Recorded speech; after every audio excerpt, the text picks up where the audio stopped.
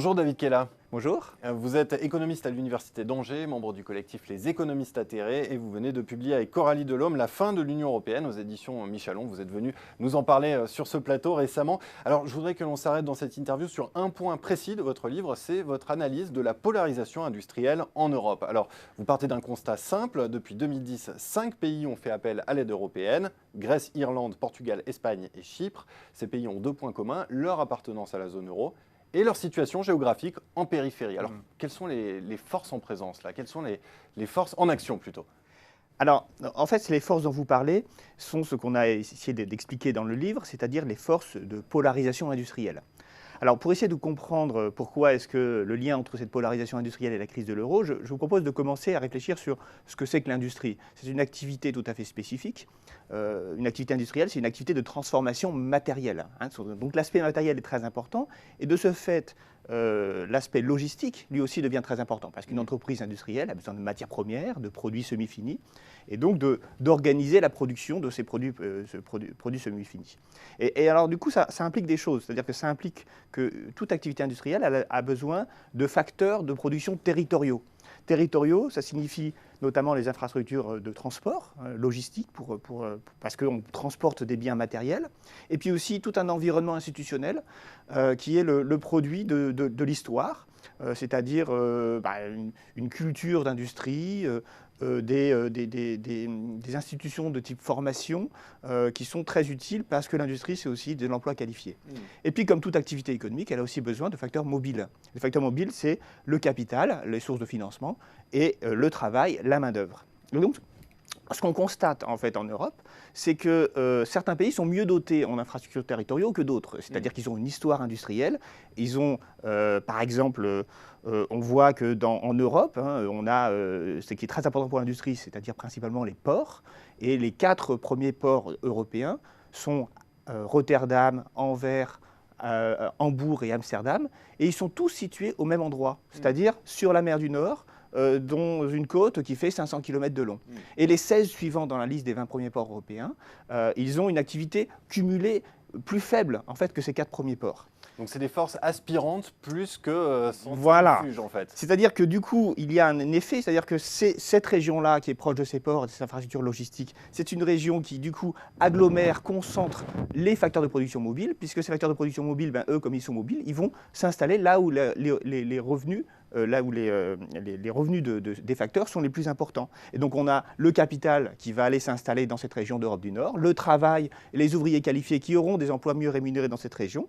Et donc on a un autre effet qui est un effet d'agglomération, c'est-à-dire que plus le tissu industriel est dense, plus les facteurs de production territoriaux se développent, et donc plus on renforce cette mécanique de concentration et de polarisation. C'est ça qu'on a voulu démontrer dans le livre. Vous écrivez aussi dans votre livre que ces forces polarisantes n'ont pas toujours été à l'œuvre, et vous dites qu'il y a eu un tournant, un certain 17 février 1986, c'était la signature de l'acte unique. Oui, c'est un tournant très important dans l'histoire de l'Union européenne, puisque l'acte unique, c'est le moment où on va passer du marché commun au marché unique. Et la différence, elle concerne justement ces facteurs de production mobile dont je parlais tout à l'heure. C'est-à-dire qu'à partir de 1986, on va essayer de construire, de libéraliser et de permettre les mouvements les plus simples possibles des capitaux et de la main-d'œuvre.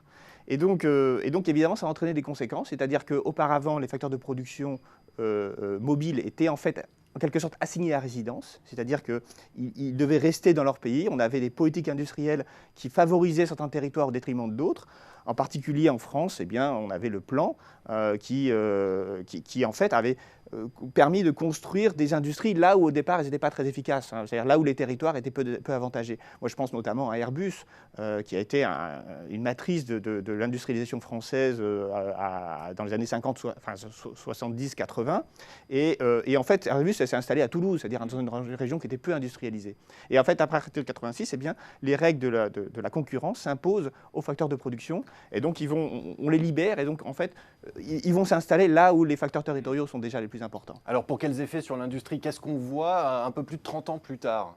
Alors ce marché unique, il s'est construit progressivement. Il s'est construit à partir de 86, mais en fait la construction était assez longue. Oui. On a la libéralisation des mouvements de personnes, c'est Schengen, c'est la directive travailleurs détachés qui date de 96, et puis on a la libération des mouvements de capitaux qui vont jusqu'à la constitution de l'euro en 1999. Et donc justement, je vous ai apporté une carte qui montre, elle s'affiche, oui. qui montre comment est-ce que, quels ont été les effets depuis 2000 sur l'activité industrielle. Et on voit dans cette carte, on mesure l'activité industrielle par l'emploi industriel, et on voit très bien les effets de polarisation. C'est-à-dire que les pays qui ont le plus perdu en emploi industriel sont justement les pays de la périphérie, en particulier les pays d'Europe de l'Ouest. Et donc on a au contraire des pays qui ont gagné ou qui ont moins perdu via les effets de la hausse de la productivité en emploi industriel, qui sont les pays du cœur. Et si l'on regarde l'évolution de l'endettement, est-ce qu'on peut dire que, là encore, les forces de polarisation sont à l'œuvre ? Alors oui, tout à fait. On a un peu le même problème pour l'endettement. Alors c'est d'ailleurs la cause de la crise de la zone euro. Donc nous, on s'est interrogé dans le livre sur quelles sont la véritable origine de l'endettement des pays d'Europe du Sud. Et donc pour ça, je vous ai amené une deuxième carte. Elle s'affiche là encore. Et cette deuxième carte, elle montre, juste avant la crise de la zone euro, la crise de 2008, en fait, l'évolution des balances courantes. Alors, les balances courantes mesurent en fait l'augmentation de la dette de certains pays. C'est-à-dire que les pays déficitaires sont des pays qui ont des besoins de financement et les pays excédentaires sont les pays qui ont au contraire des capacités de financement. Et donc on peut juxtaposer les deux cartes et vérifier que les pays du cœur qui ont l'industrie qui s'est développée sont des pays créanciers, comme l'Allemagne en particulier, et notamment très créanciers au moment de la crise de la zone euro. Alors que les pays qui se sont désindustrialisés très rapidement, eux, ils voient au contraire leur endettement augmenter. Alors, comment ça se fait ? Alors, pour le comprendre, eh bien, il faut comprendre que ce qui est au cœur des transactions commerciales aujourd'hui, c'est les biens, c'est la balance des biens qui représente 75% de la balance commerciale. Et donc, les pays qui ont une forte industrie sont les pays qui exportent le plus et donc qui acquièrent une capacité créancière importante. Alors que les pays qui se voient leur industrie périclitée, eux, sont condamnés à l'endettement. Et donc, ce qu'on voit ici, c'est que la crise de la zone euro, en fait, c'est une crise de la dette, mais cette crise de la dette est elle-même le produit d'une désindustrialisation qui est elle-même la conséquence du marché unique. On peut donc parler de spirale, ce qui nous emmène à la conclusion. Vous dites que si cette spirale n'est pas enrayée, cette spirale de polarisation, c'est en raison, et je vous cite, de l'idéologie post-industrialiste. Expliquez-nous cela. Oui, alors c'est vrai qu'on a constaté, enfin quand les économistes, les historiens ont constaté qu'à partir des années 70, et notamment le choc pétrolier, eh bien la part de l'industrie dans l'activité économique a considérablement baissé. Alors c'est le vrai de tous les pays, y compris d'ailleurs de l'Allemagne. Baisse dans le PIB et aussi baisse dans l'emploi. Aujourd'hui, la part industrielle dans le PIB français, c'est 12%, c'est tout petit. Et du coup, on a considéré que dans ce cas-là, on arrivait dans une société post-industrielle.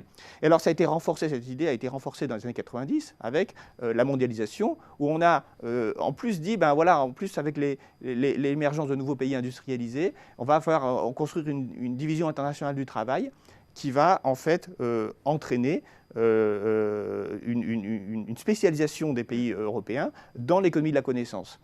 Mais le problème, c'est qu'on voit ici aujourd'hui la revanche de l'industrie en quelque sorte, puisque en fait les pays qui se sont désindustrialisés ont perdu aussi leur capacité d'innovation. Puisque en fait, ce qu'on constate, c'est que les effets territoriaux, les facteurs territoriaux dont j'ai parlé tout à l'heure, ils permettent d'avantager l'industrie, mais l'industrie elle-même est un facteur territorial et elle attire à elle toute l'innovation. Et c'est ce qu'on appelle les effets de cluster, où par exemple dans la Silicon Valley, on a l'industrie qui est complémentaire avec la recherche, complémentaire avec la formation. Et le problème, c'est que quand on perd l'industrie, eh bien, on perd la capacité de faire de la recherche appliquée. Et puis, on n'a pas non plus d'emploi pour les personnes qu'on forme. Et du coup, en fait, on voit disparaître aussi progressivement les capacités d'innovation. Et donc l'idéologie post-industrielle, enfin, cette idéologie dont j'ai parlé, c'est en fait une idéologie qui finit par appauvrir considérablement les pays. Merci beaucoup David Kella pour cette démonstration sur les forces de polarisation qui sont à l'œuvre en Europe. Et puis pour ceux qui veulent aller plus loin, je renvoie à votre livre « La fin de l'Union européenne » aux éditions Michalon. Merci beaucoup. Merci.